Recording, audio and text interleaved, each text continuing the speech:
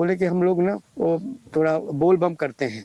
ये क्या होता है बोल बम? बोले कि लगाते हैं थोड़ा चिलम वगैरह। तो बोले मैं उसका पैसे क्यों दूं यार? बोले देना पड़ेगा भैया, उसके बगैर वो काम नहीं होगा। कि सामने आएगा सर आप भी करके, बोले कि मैं भी 3-4 दिन और नहीं आऊंगा। वो घूमते रहेगा लेकिन काम नहीं करेगा। इनके पास ट्रैक्टर है, इनके पास थ्रेशर मशीन है, इनके पास में जनरेटर, इनके पास में डीजे है, फिर भी ये बीपीएल के अंतर्गत आते हैं।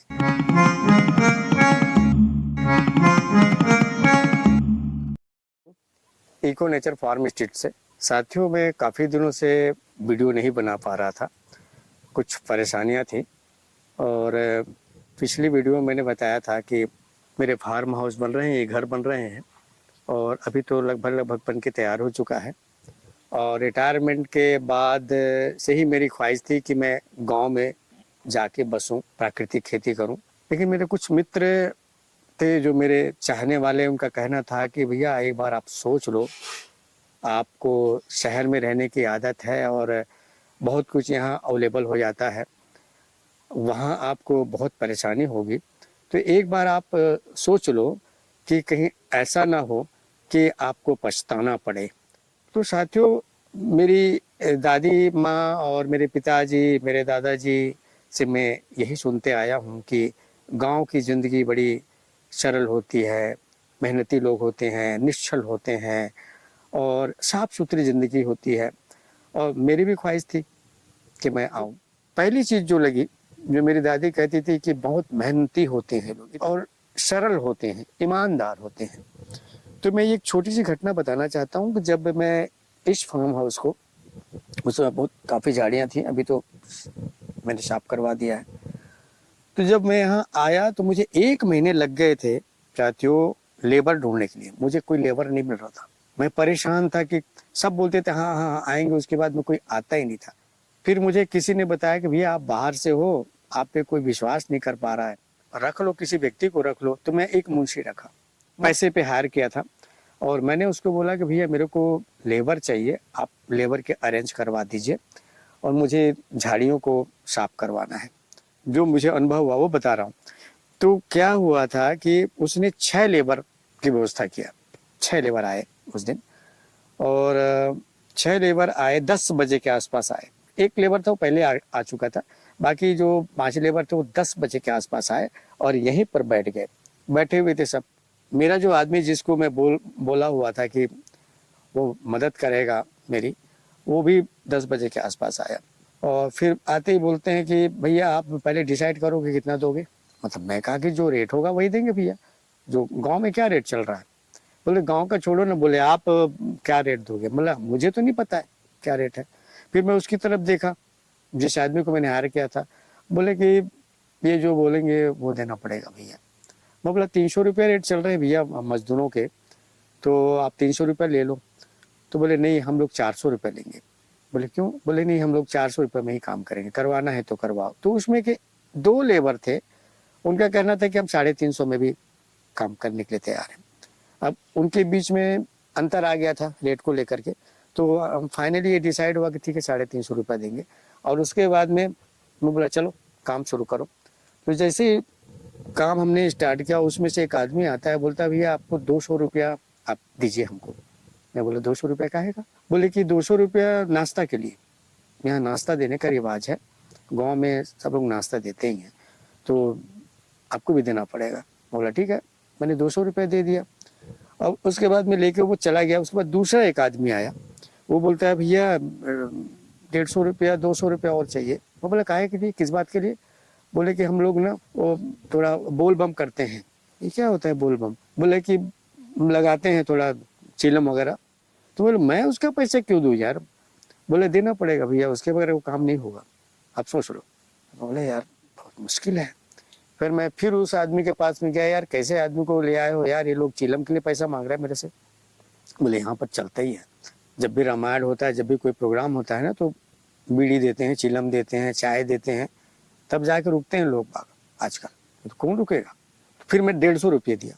जैसे 150 रुपया मिला, तुरंत एक आदमी कहीं से आसपास से लेके आ गया और फिर सब फूकने लगे चिलम। उसके बाद में कुछ लोग ने स्टार्ट किया काम, फिर काम शुरू हो गया। जैसे ही 12 बजा, 12 बजते ही इन्होंने फिर चाय की केतली कहाँ से आ गई, फिर चाय बनाने लगे। फिर वो जो पैसा दिया था उसका मिक्सचर ले आए लोग, मुर्रा मिक्सचर ऐसा कुछ करके, फिर खाने लगे। वहां पर भी इन्होंने फिर चिलम लगाया। तो ऐसे करके 1 बजे के आसपास मैं बोला कि भैया आप लोग जाइए, अब नाश्ता वास्ता करके आइए, लंच करके। बोले नहीं नहीं, हम लोग लंच नहीं करेंगे, हम लोग ने इकट्ठा काम करके जाएंगे। मैं बोला कि ठीक है, आप लोग रुकिए, मैं जाता हूँ, मैं लंच करके आ जाता हूँ, आप लोग काम करते रहिए। मैं चला गया। मैं मुश्किल से 40 मिनट में आ गया हूँगा, 1 बजे 1:40 में आ गया था। तो सारे के सारे लेबर जो है ना, यहाँ से निकल के वहाँ चले गए थे, पुल के पास में, नहर, छोटी वाली नहर है, उस पुल में बैठे हुए थे। मैं उधर ही से आया, तो बोलते हैं भैया हो गया हम लोग का। मैं बोले कैसे, अभी तो 2 बज रहा है यार, 2 भी ठीक से नहीं बजा है। बोले हमारे यहाँ ऐसे ही चलता है। मैं बोले यार 3 घंटा काम किए हो यार, 10 बजे आए हो। हम लोग भी नौकरी करते थे तो 8 से 4 ड्यूटी करते थे भैया, 8 घंटा तो कम से कम नहीं तो 7 घंटा तो करो, अरे 5 घंटा तो करो। बोले नहीं हमारे यहाँ ऐसे ही होता है, हम इकट्ठा ही काम करते हैं, ऐसे ही हम करेंगे, रखना है तो रखो। तो मैं बोला ठीक है, आप लोग अपना पैसा ले जाइए और कल से मत आना, क्योंकि इतना भी बेवकूफ़ बनना ठीक नहीं है। उसके बाद में वो लोग चले गए। फिर जिसको मैंने हायर किया था लेबर रखने के लिए, वो आया, बोलता भैया आप गलत कर दिए, अभी लोग नहीं आएंगे, पूरे गांव में जाके बताएंगे, आपको लेबर नहीं मिलेगा। तो मैं बोला यार देखो ना, 2-3 घंटा भी तो काम नहीं किया। बोले कैसे ही है, मैं आजकल ऐसे ही चलता है गाँव में। बोले ये तो बहुत मतलब अच्छी बात नहीं है भैया। फिर तो ये बात मतलब जो कही जाती है ना किसानों के लिए, मजदूरों के लिए, कि ये गांव के लोग बड़े मेहनती होते हैं, ईमानदार होते हैं, तो ये तो ठग टाइप के लगे मेरे को, मेहनती तो थे ही नहीं। तो ये जो पहली वाली जो इमेज बनी हुई थी ना गांव के लोगों के लिए, वो चकनाचूर हो गया मेरा। अब लगा कि यार ये गांव तो उस टाइप का नहीं है, हो सकता है और कोई दूसरा गांव में भी अच्छे लोग मिलेंगे। दूसरी बात, मददगार, कि गांव का व्यक्ति है ना, एक जान पहचान वाला व्यक्ति गांव का मिल जाएगा, और शहर का मित्र, गाढ़ी दोस्ती है ना, वो एक बराबर काम करता है। ऐसी बातें बोली जाती हैं गांव वालों के बारे में, लेकिन वो भी मुझे नहीं लगा कि गांव में ऐसे लोग होते होंगे मददगार। मेरे साथ तो ऐसा नहीं हुआ। मैं तो एक सीढ़ी लेने के लिए, एक सीढ़ी वहाँ पर टॉयलेट चैम्बर के लिए, मैं एक सीढ़ी को पैसे में खरीदा हूँ। कोई भी चीज़ फ्री में नहीं देते हैं लोग, और काम भी नहीं करते हैं। स्किल्ड लेबर आपको मिलेगा ही नहीं। स्किल्ड लेबर मिलेगा भी 1-2 दिन काम करेगा, जैसे ही पैसा दोगे आएगा ही नहीं, और आपके पास, आपके सामने आएगा सर आप भी करके, बोलेगा कि मैं भी 3-4 दिन और नहीं आऊँगा। वो घूमते रहेगा लेकिन काम नहीं करेगा। और इसीलिए मैं सोच करके, जो मेरा जो ये प्लानिंग था, इसको लेंटर करने का था, यहाँ पर बनाने का था 2 मंजिल का, उसको मैंने पोस्टपोन किया। 1 महीने मुझे समझ में बात आ गई कि भैया यहाँ तो आप जैसा चाहते हो वैसा घर नहीं बन सकता है। और क्या होता है कि ये धार्मिक होते हैं। अब धार्मिक किस टाइप के होते हैं वो भी बताता हूँ। धार्मिक ऐसे होंगे कि जैसे मान लो इनको, पिछले साल की बात बता रहा हूँ, जिस समय मैं आया उस समय दशहरे का समय था, तो इतना डीजे बजता है, भयंकर, इतना ज्यादा बेस करके वो लोग डीजे बजाते हैं, मस्त पिए रहते हैं, और मतलब कोई उनको बोलने वाला नहीं है। और कहाँ से उनको ये सब व्यवस्था, मतलब दारू की और एक गांजा एक साथ कहाँ से कैसे ले आते हैं मालूम नहीं। लेकिन गांव ऐसे हो गया भैया, फ्री में मिल रहा है, सरकार की तरफ से इनको चावल मिल जाता है, और ये मतलब काम करने की जरूरत ही नहीं है। आप देखिएगा खेती में जो बड़े किसान हैं वो गांव छोड़ करके भाग गए।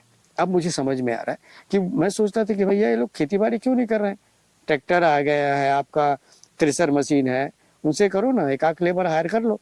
लेकिन नहीं मिलेगा आपको, लेबर तो मिलना ही नहीं है।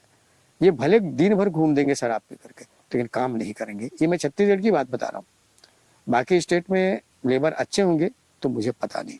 सबसे बड़ी बात कि एजुकेशन बिल्कुल भी नहीं है। 10वीं पास लड़के आपको मिलेंगे गांव में, लड़कियां तो 4वीं-5वीं में ही छोड़ देती हैं, और लड़के ज़्यादातर शराबी हो चुके हैं। यूथ जिसको हम बोलते हैं ना, कि टीनेजर, जो 12-15 साल से लेकर के 18 साल तक के बच्चों को मैं यहाँ देखा हूँ यहीं पे शराब पीते हुए, और मतलब अपराधी टाइप के लगते हैं वो। उम्र आप देखेंगे तो लगेंगे बड़े मासूम से, शक्ल तो ऐसी मासूम से लगती है, लेकिन अपराधी टाइप के हैं। बड़े मतलब डर लगता है उनसे कि यार कब क्या कर देंगे जब वो भीड़ में आएंगे। तो तो इस तरह के गांव बनते जा रहे हैं और एजुकेशन नहीं है। अब एजुकेशन कहाँ से होगा, स्कूल भी तो बंद हो रहे हैं। सरकार की जो पॉलिसी ऐसी है ना कि हम क्या बोलेंगे, नहीं बोल सकते, अभी तो बोल ही नहीं सकते, तो कुछ गड़बड़ हो जाएगा। वीडियो वाले जो वीडियो बनाते हैं उनकी हालत ख़राब है अभी, तो मैं उस पर बोलूँगा नहीं। जो है वही बता रहा हूँ कि इस तरह की परेशानी मुझे देखने को मिल रही है। मेरी लड़की जो है यहाँ से 30 किलोमीटर दूर शहर जाती है बीएड करने के लिए, उसके लिए आवागमन के साधन नहीं है, हमको डेली छोड़ना पड़ता है। सबके पास में ट्रैक्टर है, सबके पास में जीप है, बोलेरो है, लेकिन कोई मदद नहीं करेगा आपको। पढ़ाई के लिए तो कोई नहीं करता, ये तो बात कन्फर्म है। तो इंटरनेट भी नहीं है, इंटरनेट तो बिल्कुल भी नहीं है। अभी मैं ये वीडियो को अपलोड करने के लिए मुझे वहाँ लोकेशन पे जाना पड़ेगा जहाँ पर थोड़े बहुत इंटरनेट ठीक ठाक है, नहीं तो यूट्यूब में अपलोड नहीं हो पाएंगे वीडियो। इस तरह की स्थिति है। अब बच्चों को अगर आप ऑनलाइन ट्रेनिंग देते हैं, ऑनलाइन कोचिंग चलता है आजकल, तो जब हम लोग शहर में थे तो बच्चे हमारे ऑनलाइन कोचिंग कर लेते थे, अब तो वो भी नहीं है। तो गांव की जो स्थिति है ना पूरी तरह से खराब हो चुका है अभी फिलहाल। पहले महात्मा गांधी जी जो उनकी जो धारणा थी या उनकी सोच थी कि वो चाहते थे कि गांव का पलायन रोका जाए गांव में ही, और उनके लिए गांव में ऐसी व्यवस्था की जाए ताकि उनको रोजगार गांव में ही मिल जाए, गांव से जुड़ी हुई खेती बाड़ी से जुड़ी हुई जो चीजें हैं। अभी वो स्थिति नहीं है, अभी लोग शहर जा रहे हैं। मुझे अच्छे गाँव होंगे जहाँ मैं पहुंचा नहीं हूँ, जिस गाँव में मैं आया हूँ यहाँ तो बिल्कुल आपको ना लेबर मिलेंगे, तो स्किल्ड लेबर तो आप भूल ही जाओ, गाँव में अभी कोई नहीं मिलने वाला है ना। ठीक से आपको मददगार आदमी मिलेगा, हर कोई आपसे पैसा चाहता है। पढ़ाई लिखाई के मामले में 10वीं बड़ी मुश्किल से लोग 10वीं कर पा रहे हैं, कॉलेज तो बहुत दूर की बात है। बहुत मतलब जो डेडिकेटेड पर्सन होगा, माँ बाप होगा, वही अपने बच्चों को कॉलेज तक पढ़ाएगा। पैसे की कमी नहीं है, पैसा है इनके पास में। खेती बाड़ी भी पूरी तरह से ठप है, कैसे बता रहा हूँ आपको। ये लोग खेती किस चीज से करते हैं, अभी मुझे पता चला कि ये लोग क्या करते हैं कि एक स्वर्णा करके एक किस्म की एक प्रजाति है धान की, उसको लगाते हैं, सभी लोग लगाते हैं, और उसके बाद में उसको बेच देते हैं सीधा मंडी में, जो सरकार गवर्नमेंट को, और उसके बाद में इनको फ्री में मिल ही जाता है। इतना इनके पास ट्रैक्टर है, इनके पास थ्रेशर मशीन है, इनके पास में जनरेटर, इनके पास में डीजे है, फिर भी ये बीपीएल के अंतर्गत आते हैं। तो फ्री में इनको चावल वगैरह जो मिल जाता है सस्ते रेट में, और उस चावल को बेच करके, इनके पास खुद किसान है तो चावल तो है ही है, लेकिन उसको बेच करके लोग शराब पीते हैं मस्त। ये है पॉलिटिकली, ये पूरी तरह से अनअवेयर है, जागरूक नहीं है। ये जो है एक ग्रुप के हिसाब से वोट देते हैं, और जो भी मतलब कास्ट वाइज, जैसे कि यहाँ पर माली कास्ट ज्यादा है, माली ये डोमिनेंट कास्ट है, माली है और एक आदिवासी ग्रुप है, दो ही कास्ट है। तो वो लोग क्या करते हैं, माली जब कोई डोमिनेंट कास्ट है तो उनके ग्रुप के अगर कोई मंत्री है या उनसे जुड़ा हुआ कोई मंत्री है तो सीधा सीधा एक मुश्त गांव का वोट जो है उसको चला जाएगा। ये सोचते नहीं है कि ये व्यक्ति कॉम्पिटेंट है कि नहीं है, ये देखने की बात ही नहीं है। एजुकेशन पे तो बात ही नहीं होती। एक आदमी मेरे को बोलता है मैं साल में इतना धान बेचता हूँ, 4 लाख का धान बेचता हूँ, 5 लाख का धान बेचता हूँ, मेरे लिए पर्याप्त है।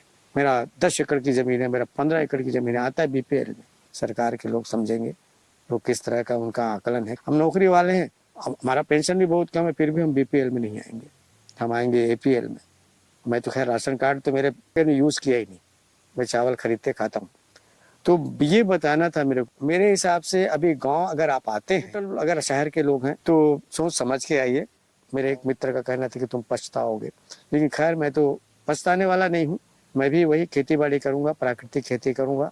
बच्चे यहाँ नहीं रह पाएंगे मेरे। बच्चों को अगर आपका उनका भविष्य देखना है ना, तो आपको यहाँ बच्चों को नहीं रखना है।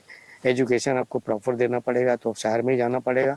आपको वहाँ की कोचिंग की व्यवस्था है, इंटरनेट की व्यवस्था है, लाइट की व्यवस्था है, और अच्छे लोग मिलते हैं पढ़ने लिखने वाले, एक एकेडमिक एटमॉस्फेयर होता है। अब यहाँ पर क्या है कि बस ये है कि जंगल हैं और जंगली टाइप के मतलब हैं, रहते हैं यहाँ पर। एटमॉस्फेयर ठीक है, वातावरण ठीक है, आब हवा जिसको बोलते हैं, शुद्ध वायु, इसके अलावा कुछ नहीं है। हाँ, अपने दम पे मैं कुछ करना जरूर चाहता हूँ। अब आ गया हूँ तो 1-2 साल 2 साल 3 साल 4 साल रह के देखता हूँ। मैं अभी ये बिल्कुल ये नहीं कर सकता कि जिस तरह की परिस्थिति अभी है कि मैं बिल्कुल टिक जाऊंगा, लेकिन अगर नहीं टिका तो फिर वापस जाना पड़ेगा। बहुत पहले से मैं यही सोचता था गाँव में जाऊँ, और मेरे पिताजी मेरे दादाजी तो बहुत तारीफ किया करते थे गाँव की। तो ये है मित्रों, आपके गाँव में क्या है, आप लोग किस तरह से रहते हो। मैं जो बोल रहा हूँ इसी तरह की परिस्थिति वहाँ पर भी है क्या? वहाँ पर भी एजुकेशन पे ज़्यादा सीरियस नहीं है लोग, दारू वारू शराब पूरे गाँव में घुस गया है क्या? तो ये आप ज़रूर बताइएगा मुझे कमेंट करके। और मैं तो यही देख रहा हूँ, जितना दारुआ शराबी यहाँ मेरे को, उतना तो हमारे कॉलोनी में जब मैं नौकरी करता था उस मोहल्ले में भी नहीं था। पता ही नहीं चलता था, हम लोग 32 साल 33 साल काटे वहाँ पर नौकरी में, कभी पता नहीं चला। खैर हम तो पीते ही नहीं है, तो हमारे मोहल्ले में भी ऐसे ऐसे लोग थे, सौभाग्य से कोई नहीं पीता था। अब वो चुपके से कोई पी लेता रहा होगा तो मुझे मालूम नहीं है, लेकिन मेरे सामने कभी ये बात नहीं आई। तो बस यही बात है, यही बात आपको कहना था। और काफ़ी दिनों से वीडियो नहीं बना रहा था, तो मैं अपने एक्सपीरियंस शेयर कर रहा हूँ। और बस यही बात है। नमस्कार, जय हिंद।